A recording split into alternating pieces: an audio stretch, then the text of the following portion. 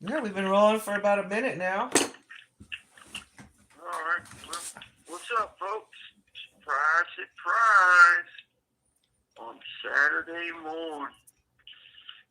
You know, it has to be important for me to do this, for us to do this. On a Saturday morning. Oh, my goodness. What's up, baby girl? Early.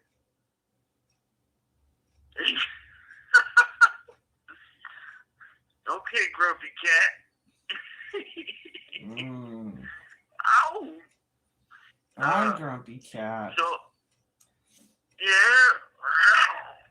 So, good morning, everybody out there, man. Truth Seeker Land is, I fucking put out my last video. We weren't going to do this until Wednesdays, once a week, but. Hey, wait, whoa, stop. You need to speak clearer into the microphone, cat. All right, hang on. Let me fix my headphones. All right, is that better? No, not by much, but a little. Well, that's all I got. Now what? Well, you're on loud here. All right, go ahead. I'm sorry. I didn't mean to interrupt. So, as I told y'all last time, we were going to do it once a week unless something with substance came up. Well, it came up yesterday, folks. It came up yesterday. While I was on the yard, the counselor came out there and notified me that I got DRB coming up on Thursday, October the 10th. What's for a program change. What's DRB for the folks in the background there? The DRB is Department Review Board, headquarters Sacramento. It's a headquarters committee for the headquarters of Sacramento, of CDCR. And they're going to determine what to do with me next week on the 10th at about 9:30, 10 o'clock in the morning.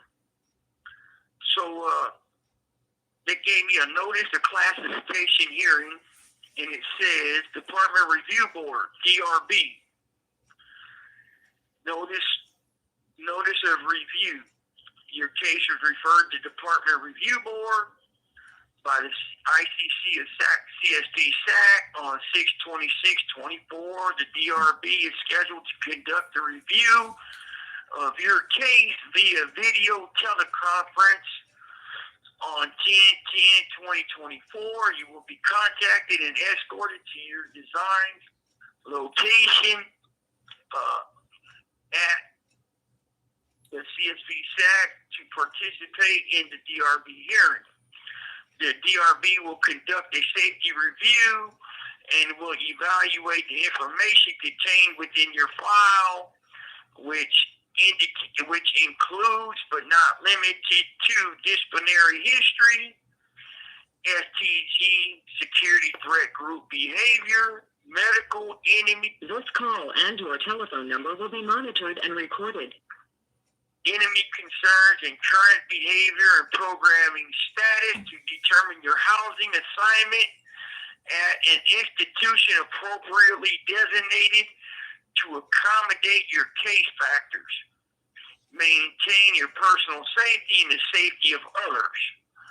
Upon a thorough evaluation of any personal safety concerns, the DRB may approve or elect to house you in an alternative GP, general population housing, SNY yard, which that ain't happening, or non-designated program facility.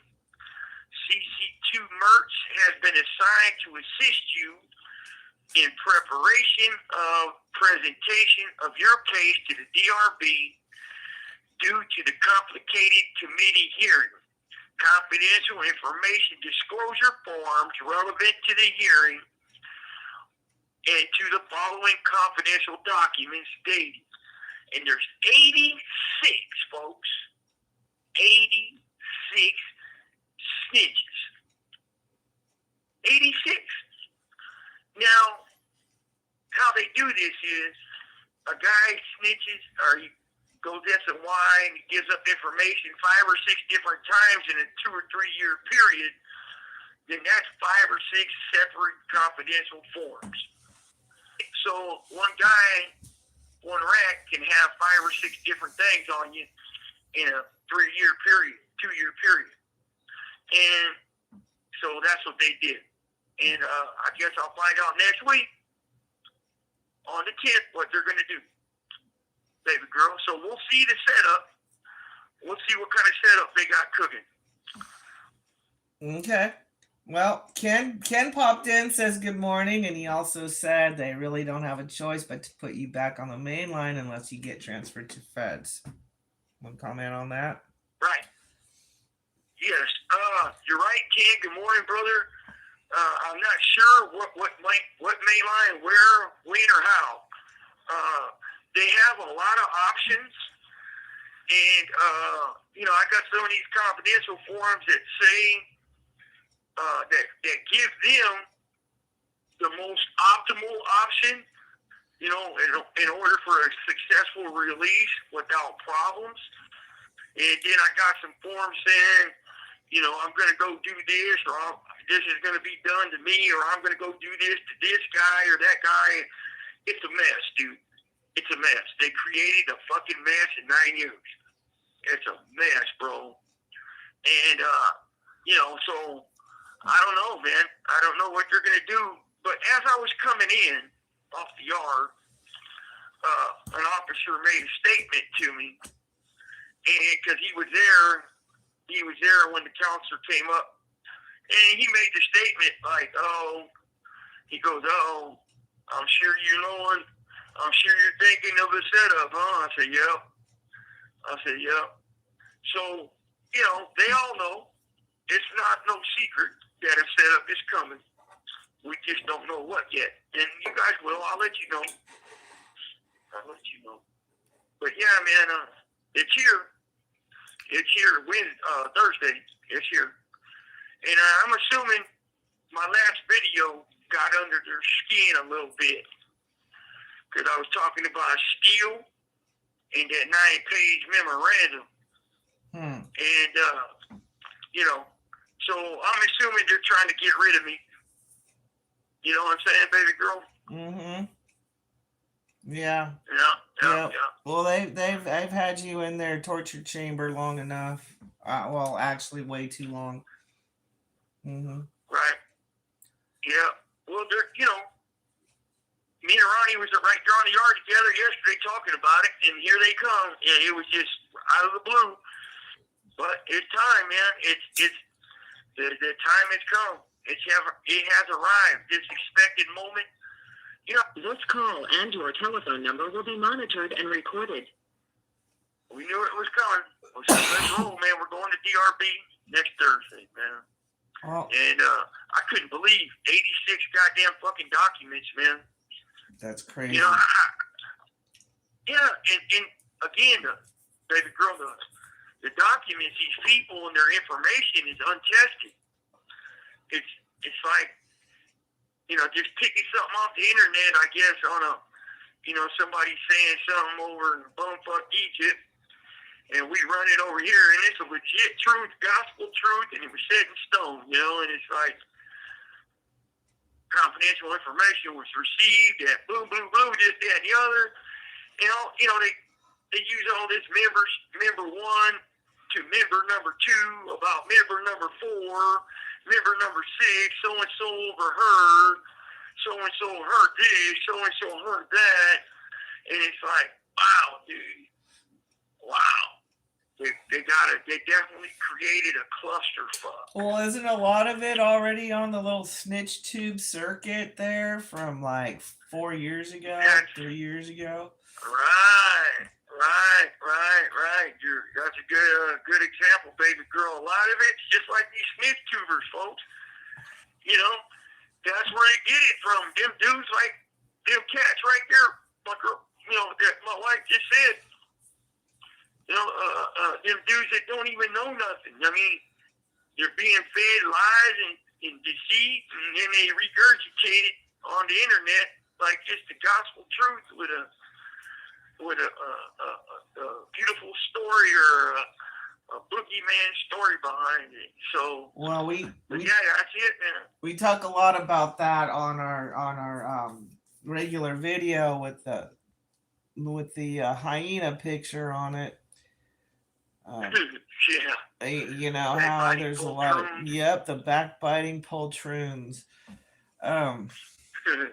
Ken also wants to Yeah. know if Ronnie's going to DRB as well.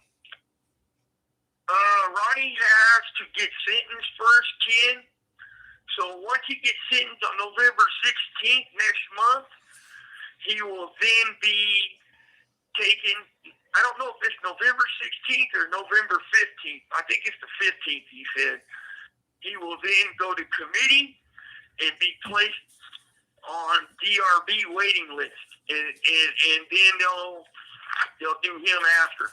But it's going to be me and my other two co-defendants probably first, and then the other fellas that went to trial on the last end of it that go, because Warden Lynch don't want to make the wrong decision.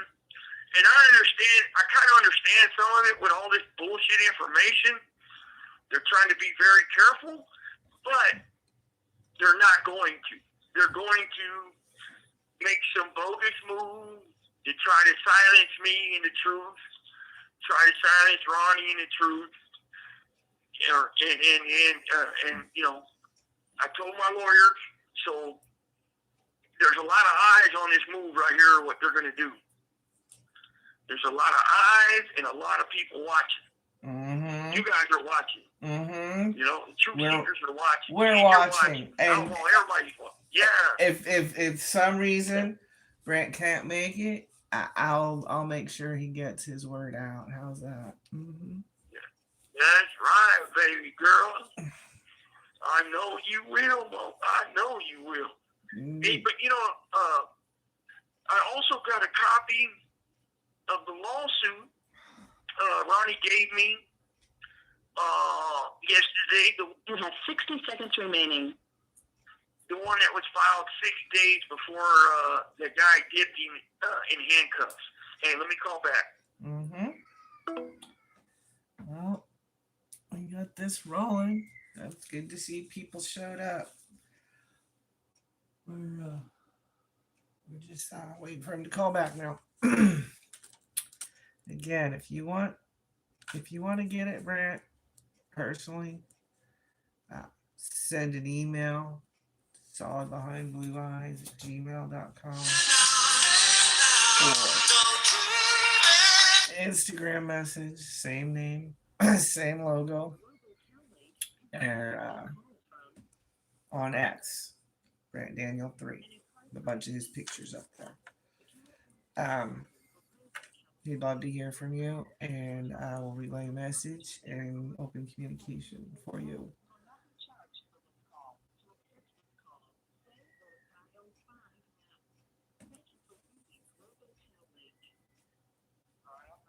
Okay.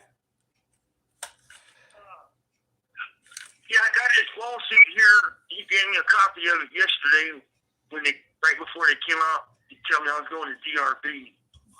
And there's some stuff I want to share with you guys real quick while I got you on here. Fucking, in his lawsuit, they did a review. They hired, his attorneys hired this guy out of Irvine, California, University of Irvine, California. And he's the criminology, law, and society study guy. And he was hired, a psychologist, and he was hired to review and make a declaration on all retaliation of the hunger strikers, and to review the entire situation and all that. And so it's in Ronnie's motion to dismiss as an exhibit for vindictive prosecution. And I mean, this dude verified, he interviewed hundreds of people, officers, all sorts of people for 6 months. He did a big old study on it. and he found nothing but foul shit being done, right? Out of, like, I think it was, I got it right here, I got to find it, though, like 200 documents that Claudia Wilkins reviewed that were confidential, labeled confidential information received by IGI about inmate this or inmate that. 200 of them. 169 were bogus, unreliable, unproven, and fucking just baseless. Straight up baseless and non-existent information. That's exactly what she called it. Non-existent information that was unreliable, discredited, and, well, CDCR said they're not bound by the law when it comes to their use of confidential information, that they use it internally however they see fit. And that's how I got 86 fucking confidential documents. 86. And not only that, he went on to study the retaliation factor and how much retaliation has gone on and how they're putting people in that RCG program by the handfuls and dozens. I'm going to send all this to my wife, and she's going to post it on our community section so you guys can read it yourself. It's just so much here for me to read. I can't read all this on here because I didn't want to spend a whole bunch of time on here. I just wanted to update you guys. But, yeah, everything I've been saying, this guy put in his studies of the hunger strike and thereafter and everything that was done and has been done and is ongoing. His name is Kermit. Let me find it. Let me find his name here. It is Kermit Reader out of Irvine, California College. Yeah, he's a psychologist and criminologist and all that, man. And he does these studies for the law enforcement department, against Department of Corrections and all sorts of shit, man. And can you summarize his findings really fast? I mean, can you just kind of put it in a nutshell? Okay, well, he found group retaliation. He found individual retaliation.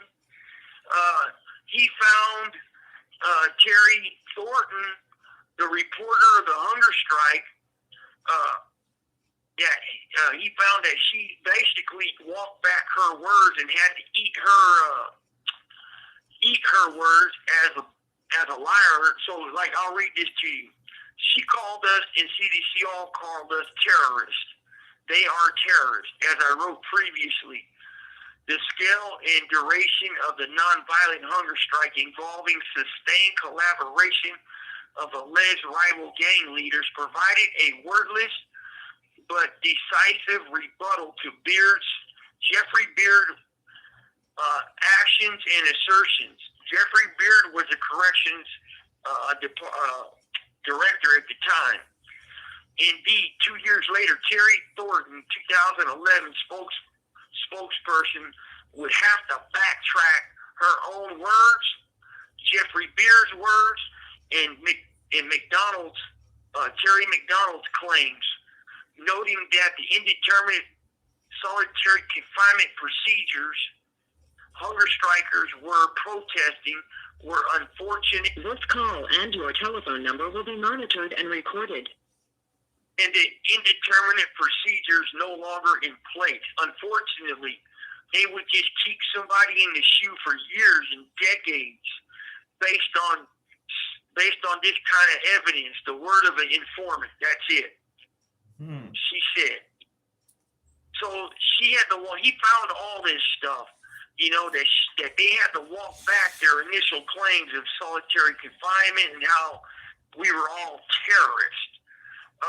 Then he found demonizing of the hunger strikers, right? They demonized us. And they coerced the department has coerced and manipulated information, and that so many informants provide information that fits the department's agenda. So, and this guy did a study on all this for about 6 months, and they came up with a conclusion. And he said that Claudia Wilkins, in 200 and some cases of pieces of evidence, found that 169 of the 200 were garbage, flat out garbage. And then CDCR claimed, well, we're not bound by the rules of court or rules of evidence. This is our department. Well, what they're not saying is that information is used to deny us parole. That information is used for individual retaliation, right? Mm-hmm. And it's used to throw us in solitary confinement, right? Mm-hmm. And so there is a problem with it, man. And solitary. This guy said solitary confinement use remains massively significant as far as CDCR is concerned. So you're saying 87% of everything they presented against all the hunger strikers was fictitious. Yeah. Yep. And it's here in his report, man. It's here in his report in Ronnie's motion to dismiss for vindictive prosecution. And, it's disgusting, man. It's disgusting. And these are the people that are going to determine my future. And these are the people I go in front of. Didn't they just waste millions of dollars prosecuting a situation they basically set up? Yeah. Right. Yep. You got it right. 100%. So, they set it up and then prosecuted it, and it's all concocted by them. So the DA and it's CDCR are in each other's pockets, then, aren't they?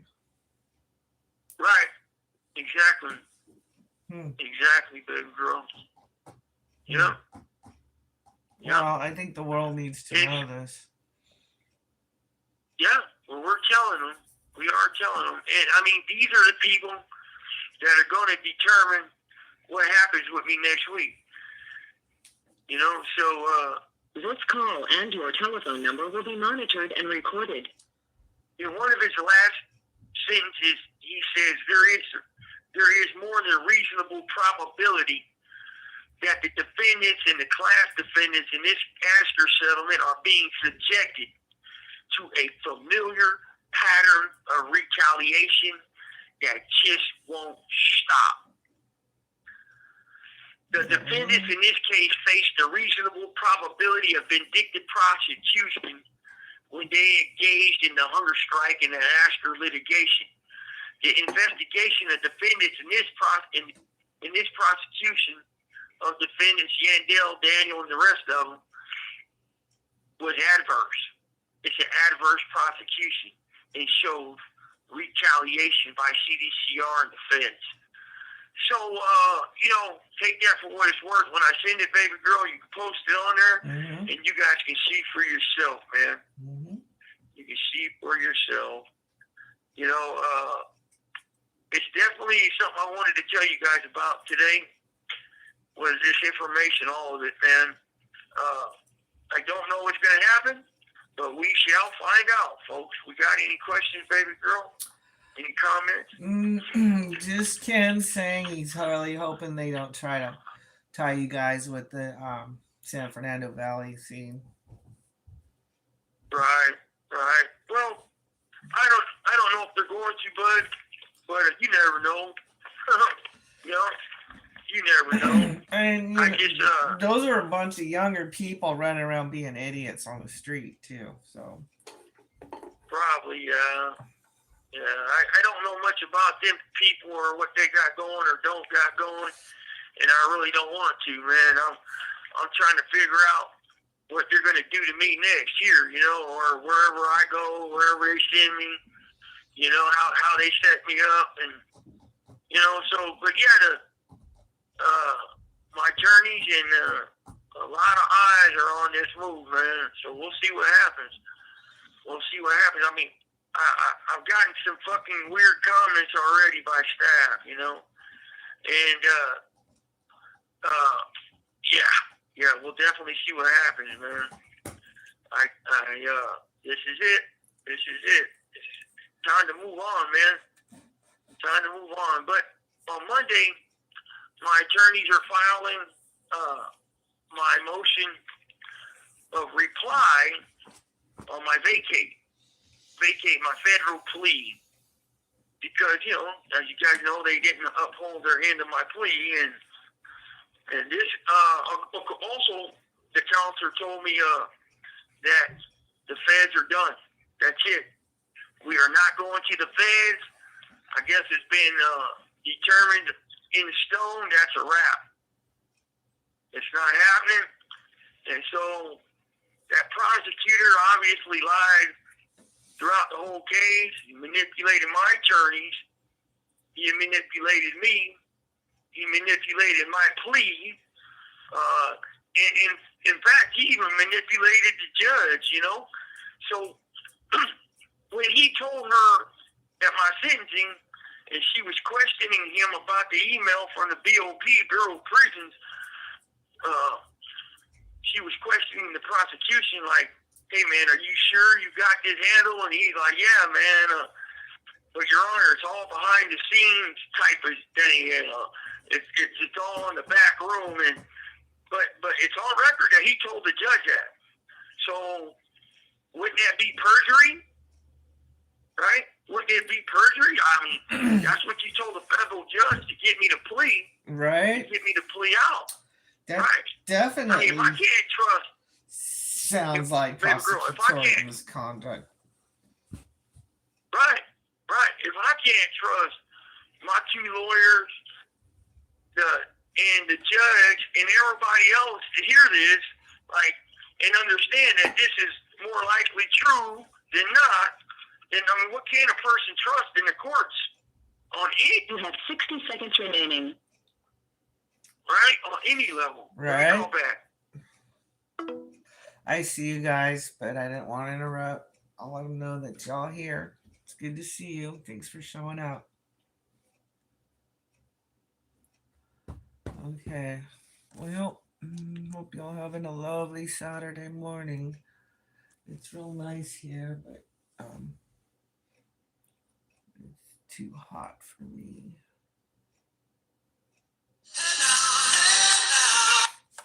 Yeah, it is insanity. It's just mind-boggling.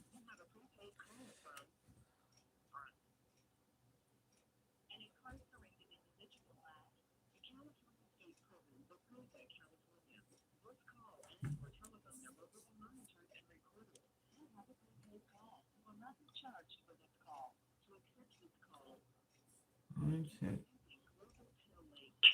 You're back. Man, fuck you. Get off my door, you piece of shit. Fuck you. Oh, yeah, go no. fuck yourself, motherfucker. Oh, no. You got some free. Sorry. Was that one of those weirdos? I have some company. Yeah. I have some company right now, folks. My bad. Somebody came over here and talked shit about my DRB. Told you. You guys just heard it, right? You heard me responding, probably. Yeah, we did. Tim and Allison are saying hey, and people showed up this morning. Tim K. Allison, good morning, y'all. Man, sorry y'all had to hear that, but some dickhead came to my door and told me they're gonna silence me forever. So that's the type of shit that happens. Wait, was that a cop saying that? Yeah. Right as I was calling you back, I heard a knock at my door, and I turned around, and somebody was on my door, put his hand across his throat, like your finger, and then I go to the door, and I told him, man, fuck off. And then he goes, "They're going to silence you forever, dummy." And then you heard my response. Wow. Wow, what a piece of shit. All right.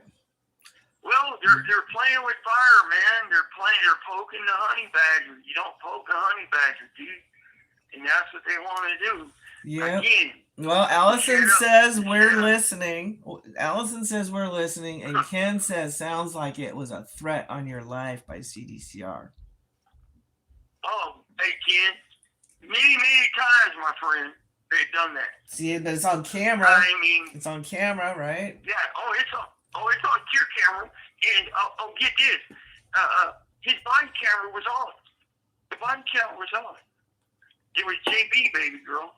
No. JB. Really? Yeah. Oh, then. I thought he's already been told to step back. No. Well, I guess not. He's still around, so the word's out that they're taking me to DRB. The word is out. They all know it. So, we'll see what happens, man. That was what you heard me cussing right now probably was my response to what he just said to me. Yeah. And it's on camera.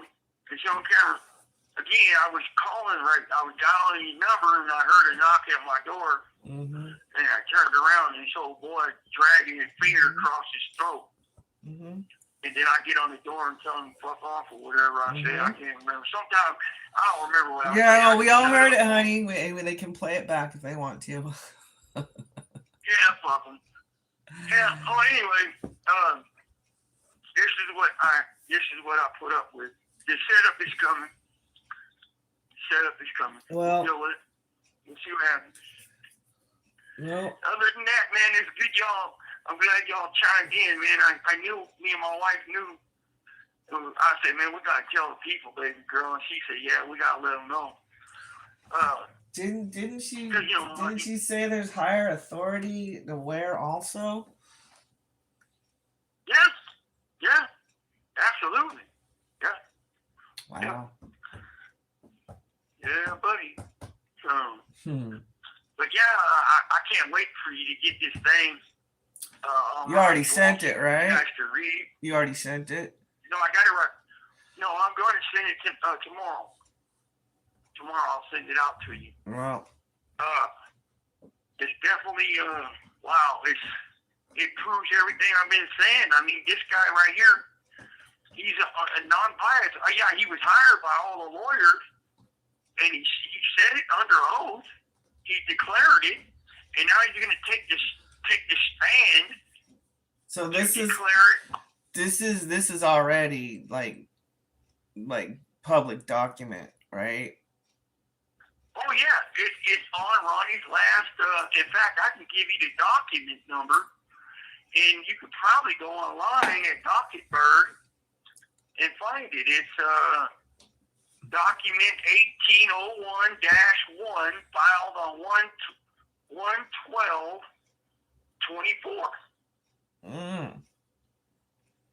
1/12/24. 1/12/24. That was a while ago. Okay. Yeah.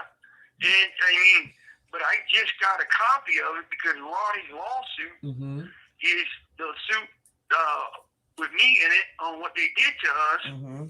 That was filed 6 days before that guy slammed Ronnie. On August, this thing was filed August 19th, and he got slammed on August 26th, I think it was. So, I mean, that happened with that cop doing him like that in handcuffs 6 or 7 days after. But, yeah, it's definitely, This call and your telephone number will be monitored and recorded. It is already in the courts. Now, when I talked to him yesterday, they're going to, I guess they're having a hearing for Judge Mueller to decide what to do. Either grant it, dismiss the RICO, or deny it, and then we take it to the Ninth Circuit. You're talking about Court of Appeals. You're taking back your right to trial, right? No, we're talking about Ronnie's vindictive prosecution. Okay. My right to a trial. So my attorneys will file on Monday the reply brief in order to vacate my plea. Mm-hmm. And then about 2 weeks thereafter, the judge may make an order, but she's really slow. Mm. And you know it, baby girl. Mm-hmm.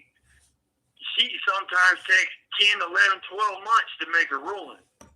No. And, yeah, she's very slow. And I don't, but if it's there's three options, you know, and my attorneys themselves are filing declarations Mm-hmm. based on everything the prosecutor has said to us Mm-hmm. in 5.5 years of the case, Mm-hmm. misleading us that we're all going to the feds. Mm-hmm. So, and then, you know, I mean, my attorney said that they got to tell the judge on the declaration and affidavit what the DA, what the prosecutor told them 5 years ago. You know, all the way throughout the whole 5 years. Every time something came up, they would say, well, they're going to the feds. We're taking them to the feds. We're taking them to the feds. Mm-hmm. And then, so they're going to claim that. And so she has three things. Mm-hmm. One, throw out my plea. You know, dismiss my plea because of false, illusionary promises done by the prosecution to get me to plea. Mm-hmm. You know, a bullshit move. Well, yeah, Two, that was 4 years of it, evidentiary. right? Right. Number two. This call and your telephone number will be monitored and recorded. Number two is the evidentiary hearing, where I go get on the stand and I tell her legally on the stand, and my attorney questions me, the prosecutor questions me, what I believed at the time I took the plea. Mm-hmm. And it hasn't changed. Mm-hmm. I believed, and I'll say it again like I have for 5 years, this guy was getting me to the feds. And I believed everything he said was going to happen. And I believe that even though the judge, she said she can't guarantee it. Now, I get that. She's not the deal maker. Mm-hmm. She didn't make the deal with me. The prosecutor did. Mm-hmm. So I knew that. I knew she couldn't guarantee nothing. And I believed when he said it was behind the scenes,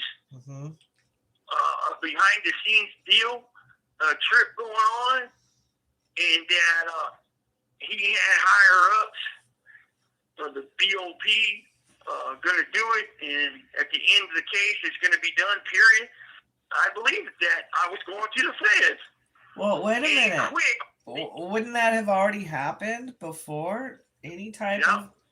So he was he was telling you it hadn't even been done yet. Right. Wow. Well, he was telling us that he's taking the steps before 2019, that he took all the steps he was supposed to do it, to get us to the feds before even filing the RICO. He did all the groundwork first. Then it shouldn't have been an And issue. then, right. BOP was never an agreement problem. BOP, I mean, according to what I believe and what Ronnie's attorney said, I don't believe the BOP ever agreed to accept us into their system. I believe that this guy feels his power is limitless and that they're going to do what he says. Yeah. You know, that's what I believe. That everybody's going to do what he says. He's got a God complex.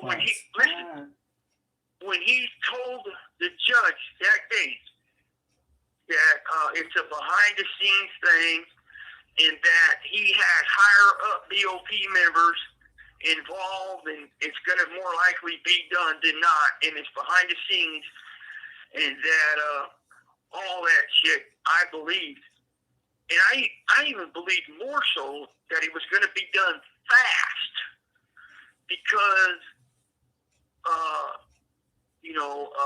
he recommended we waive the probation report, which is a 12-week delay. 12 weeks. So you take a deal, they do a probation hearing, a report on you. And that takes 12 weeks to do. And I would have been here 12 weeks. Well, based on his recommendation to my lawyers that we waive this to expedite sentence and get it done right there on the spot so he can get this process rolling promptly, that's what he said, promptly, and get me into the feds, because I had some pressing issues that were medical, and I needed a couple surgeries, and that was being used against me. The year before, the marshals kept denying my surgeries. So I'm like, okay, fuck this, get me out of here, let me go get my surgeries. You guys know the story, I've said it a million times, but it is what it is. That's what I believed. I was going to the feds, and I believed I was going to the feds before the trial started. I really believed it. Like, I was gone. And then I got a federal number for about a month in February or January. You remember that? I don't even think it was that long. It was like a couple weeks. A couple weeks. I got a number that gave me a number for their prison system, and then it disappeared. So when it disappeared, that's when IDI came to my door and said, they're not taking you. No, your medical fucked it up. So whatever, dude, you're not going nowhere. That's that. Well, 2-3 months ago, the prosecutor told my lawyer it was never the medical. It was never my medical that did that. And that leads me to believe that they don't want to accept all these RICO indictments out of California right now. 150 of us were short corridor prisoners, hunger strikers, into their federal BOP system. It's like, the way they see it is like, how you going to send all these problem children into our system? Right, and it's not the violence and the crime that they're afraid of. It's the advocacy. It's the recognition of what's really going on and knowing it. And here we are. All right, he's calling back. Hey, everybody. Hey, Joseph.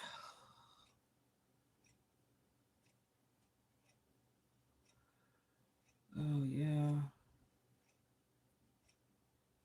I'll let. Hold on. When this phone jamming up?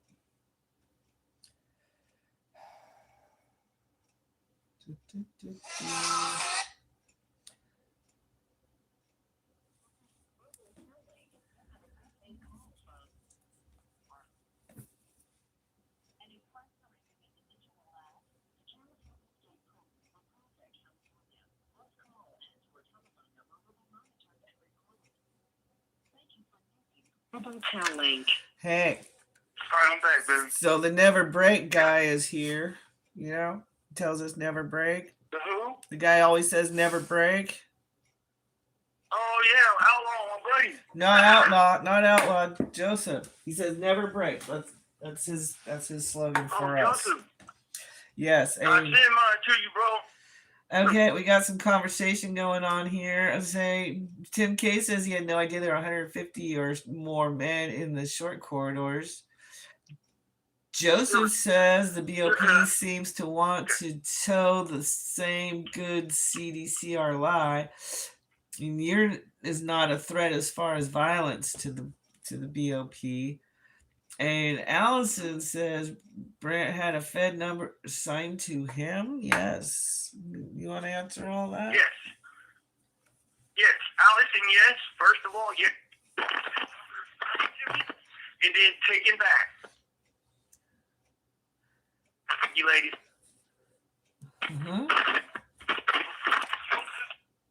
going on? Hold on, we're having microphone cord problems. Are you there? This happens all the time. No. Switch your plug. All right, can you hear me now? Yeah, you're good now. Okay. Okay. And Joseph says GD right, never break. Okay.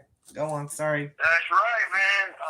That's all good, baby girl. Thank you for letting me know. Mm-hmm. That's right, Joseph. I'll never break, bro. Never. And then Tim K, what was his comment? He didn't know there was over 150 men in the short corridor. Okay, Tim. So the short corridor, each building held 48 men, and there's 4 buildings in the short corridor. So there was about, but some of them were double cells. Some were double cells, blacks and stuff like that. And a couple Mexicans had cellies, a couple blacks had cellies. And there was, so there was about 100, I would say, give or take 160 to 180 at the most, you know. So, yeah, there was. But yeah, man, each building had 24 cells on top, 24 cells on top. Bottoms, that's 48 times 4. That's like 196 cells. Yep. Yeah, 196, give or take, you know, because a couple of double cells. So I would say about 210, about 210 altogether. But yeah, man, on all these RICO cases right now in California, the Northerners, the whites, the Southerners, there's probably about 150 of us, maybe 130. I'll lowball it at 120. We're from the short corridor, Pelican Bay, hunger strikers. And almost everyone getting rolled up is involved in some level with a hunger striker. All these indictments are behind people associated with hunger strikers. Yes, ma'am. And you guys, if you listen to me since day one online, you'll see when I was talking about that email from the DEA agent Brian Nearing to Jason Hitt on Ronnie.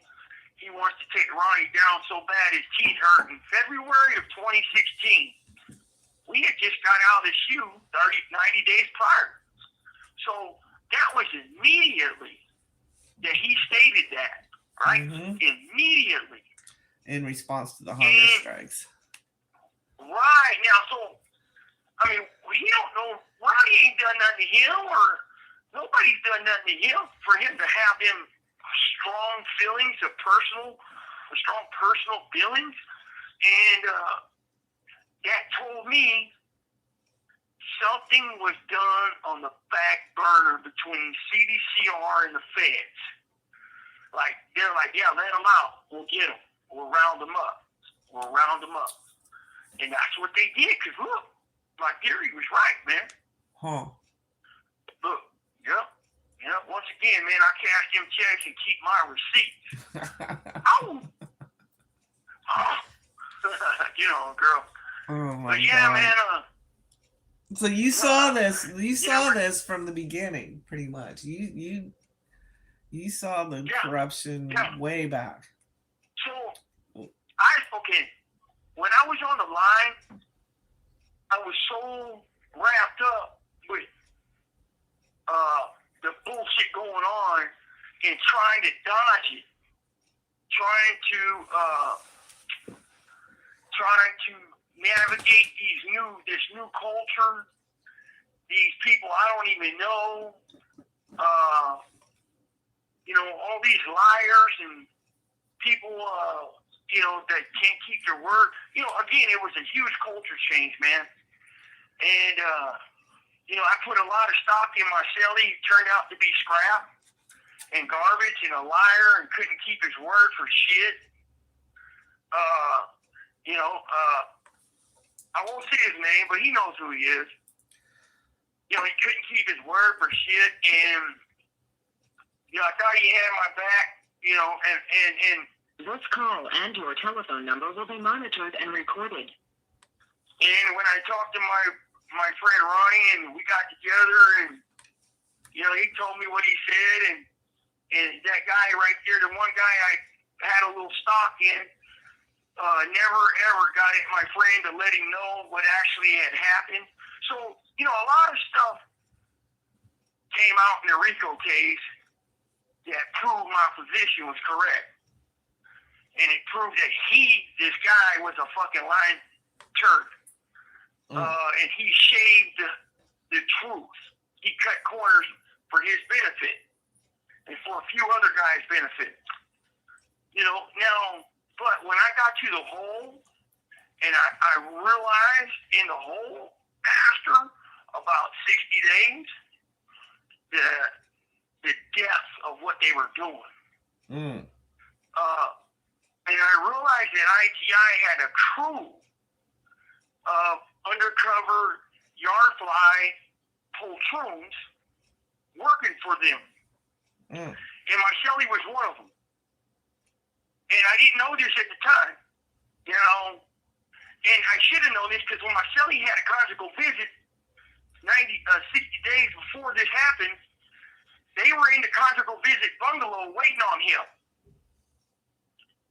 And, you know, he told me everything they said, allegedly, but I'm not sure. And I think that's when he flipped, and he agreed to work with him. I won't say his name. I won't do that to him. But he knows who he is.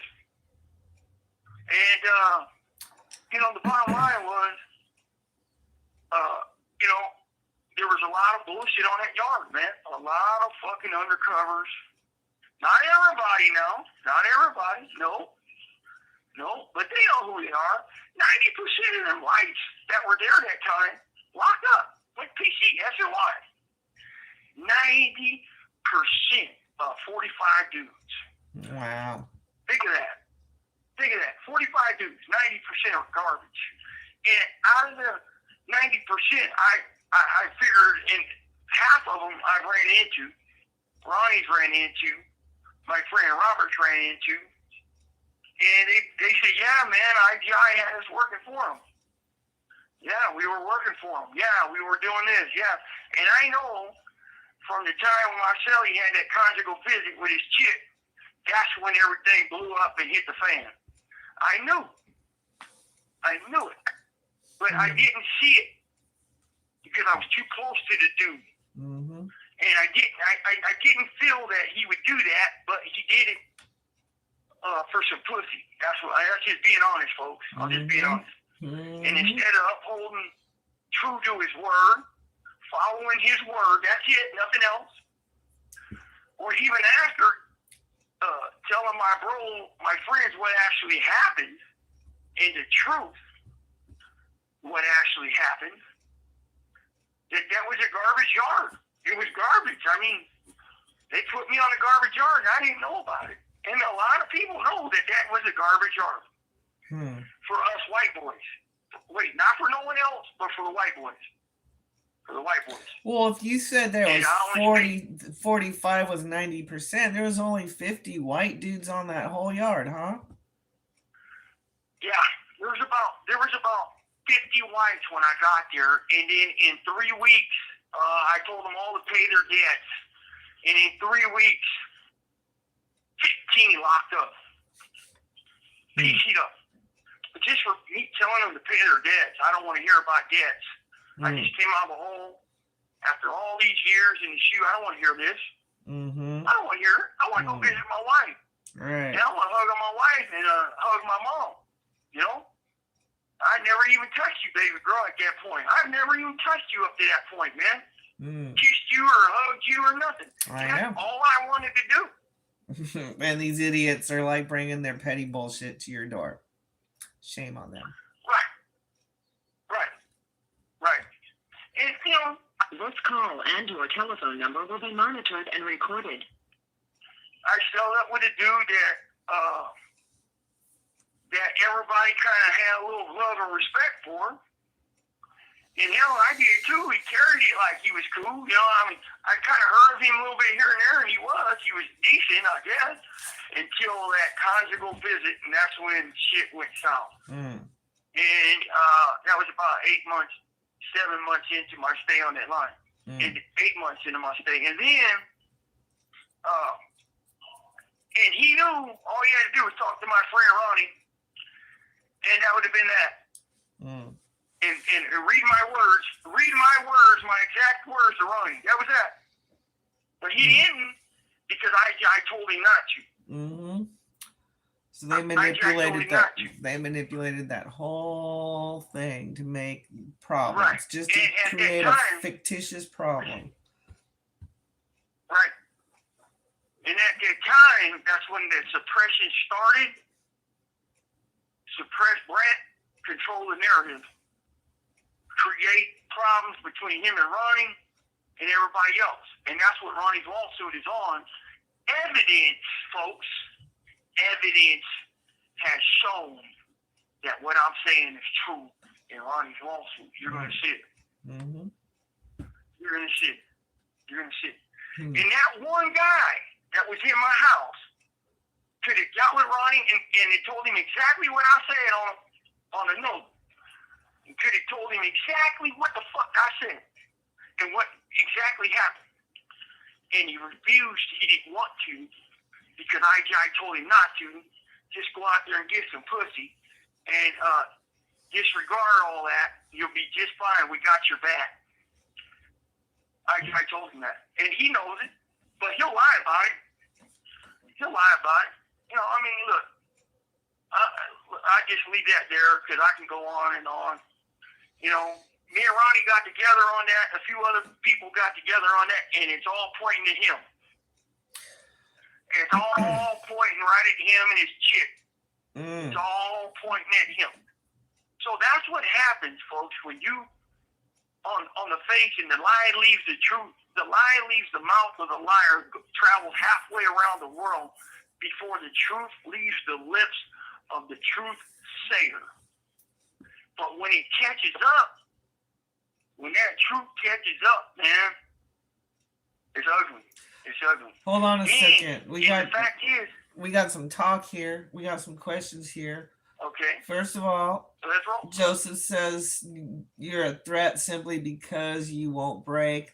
They cannot stand. Hold on. I can't read it sideways. Stand in that. They cannot stand a man that stands tall on 10 toes, no matter how harsh they treat him. FM, you're a real one. You got. That's right, bro. Let me call back, baby girl. Okay.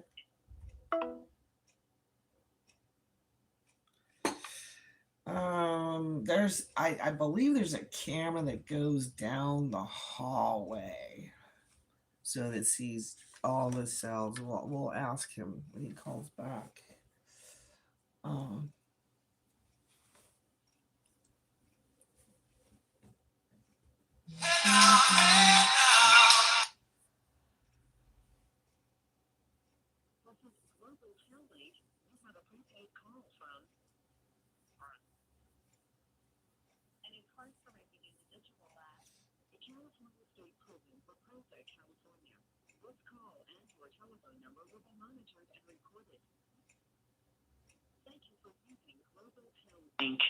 Okay, hold on.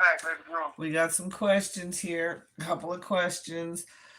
Allison asks, is there cameras facing your cell? And hold on. Joseph says you got some solid woods in Michigan, saluting you daily. Tim asks, I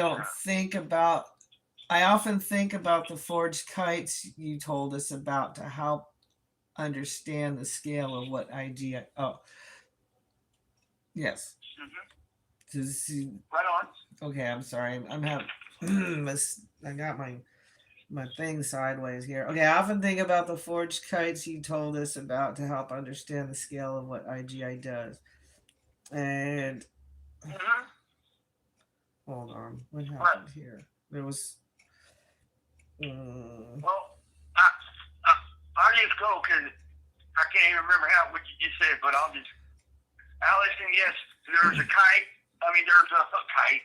There's a camera on the tier up here at the tower. So imagine a long hallway and the camera all the way at the top, looking all the way down the hallway. That's how it is. And it's very clear. They got $1 million camera system set up in this place, in this unit. $1 million. They can see the pimple on a frog's booty. That's what I'll tell you. That's how good that camera is. Let's see. Yes, about the forged kites. Wait. I often think about the forged kites you told us about to help understand the scale of what IGI does. Okay.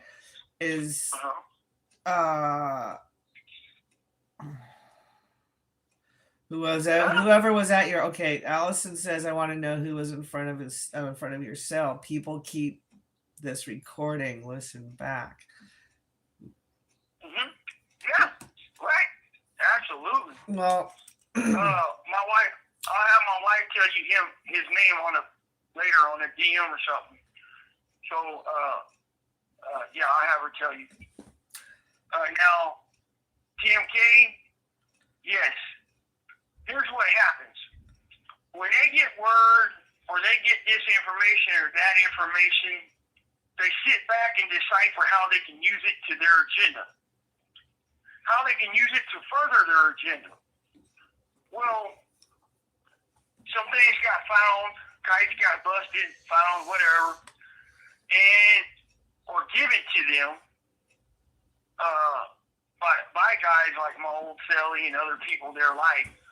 And then they take it and then they reword it and they have their people that know how to do forgeries and redo it and fucking put a few different words in, take a few different words out. It's like reading a book. You could get 20 chapters. You take 2 chapters out, put in 2 chapters, you could change the whole fucking narrative, the whole story. And that's what they did. That's what they did using undercover operators. That's what they did. And they know for a fact, if I would have been in a position to be able to reach out and talk to a few people and get the truth out of what actually happened, it would have been all the way different. And that's what they did not want. They wanted the animosity. They wanted all this fake bullshit that they contrived through their undercover operators. That's what they wanted. But now we got it. We got it all in the RICO case, man. We got all this discovery on it. We got exactly what they did. We got more. We got our C files, man, and the confidential files, man, and we got all of it. Now, sorting through 86 of these things and what's true, what's not, I can't figure it out. You can't fight a ghost or a faithless enemy. You can't even test the reliability of the information provided. So I don't know. But it's what they're going to make a decision next week on me with. And I wanted to let y'all know, keep your eyes open, because here we go. Yee-haw. Yee motherfucking haw. Yeah, I feel like I'm cresting right at the top of one of those log rides or a roller coaster. It's like tick, tick, tick, tick. Yeah.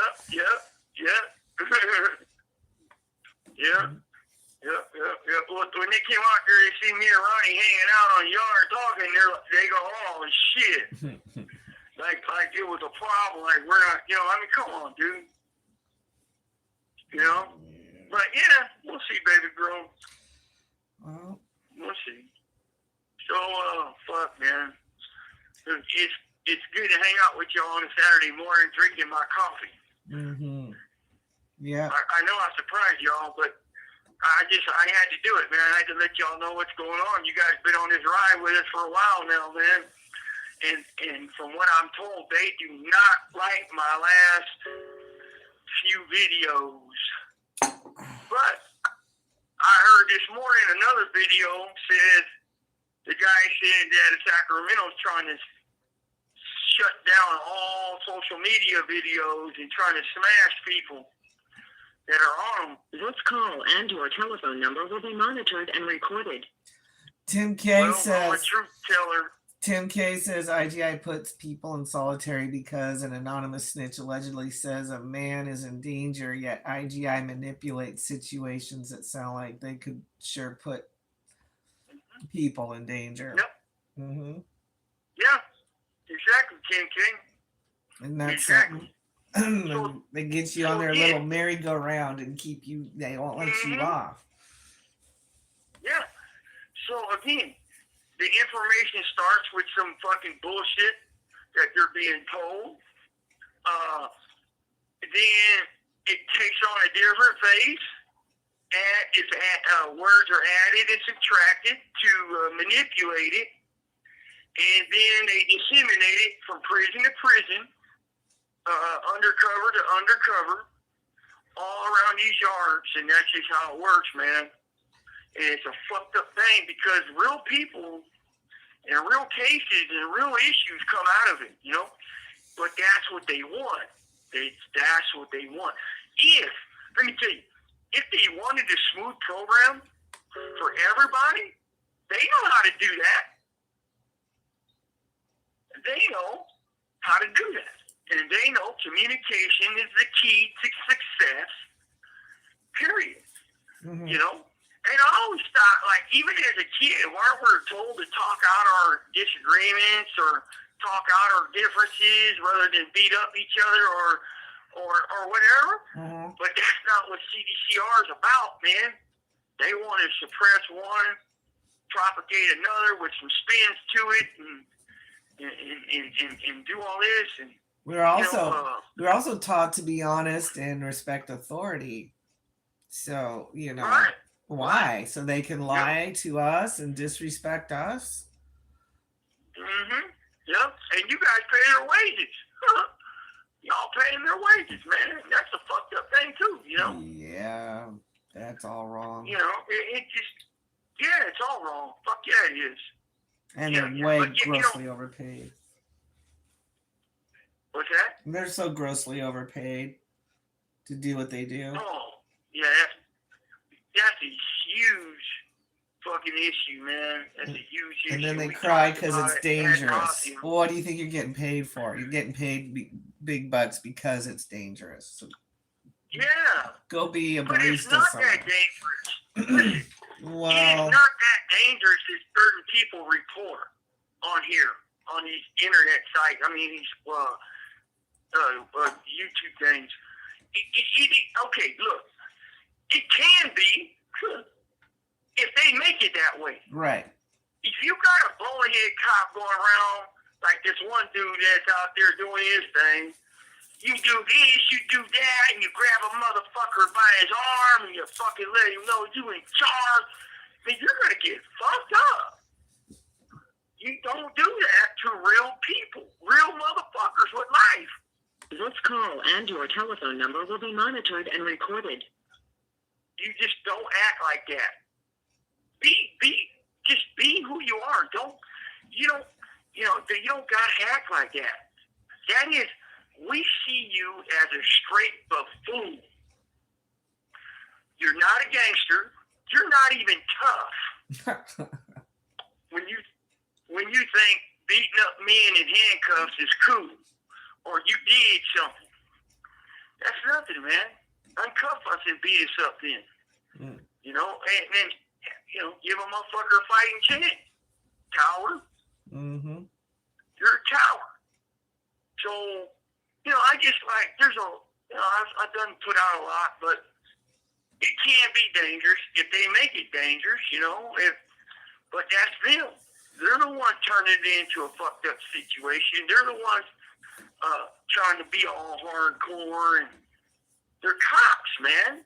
Well, that's what I'm saying. No, it's not the element has to be dangerous. They made it dangerous, and they're willing to pay you extra to be in a dangerous situation. So stop crying about it. or go work in a fucking Right. coffee shop. Yeah, go work at go be a barista. Go work at motherfucking McDonald's. Hi, man, I take your order. Yeah, 20 bucks an hour minimum wage these days. What the hell? I know, man. I remember I'll do when- it. I don't give a fuck. I used to think $200 a day income was like huge. That's how old I am. I remember when I was on the street, minimum wage was $4.10. Mm-hmm. But yeah, man. So I don't know, baby girl. That's it, folks. I wanted to share that with you guys. That some shit came up yesterday. I'm going to DRB, and I'm sure the setup is coming, especially after what this dickhead just came to me on my door and did about an hour ago. And so it is what it is. We'll see, and you guys will know and hear about it. And I'm sure you got eyes on the situation too. Absolutely. You got any questions, baby girl? Comments? Any 'Cause I'm about to wind questions? this one down. Last call. Last call. Yeah. Last call. We got a few folks in here. We appreciate you showing up and supporting us and putting the tough ones out there. Yep. Joseph says, stay strong, never break. That's right, Joseph. That's right, bro. I'm in it to win. I ain't ever gonna break, man. Allison says, 30 truth years, tellers.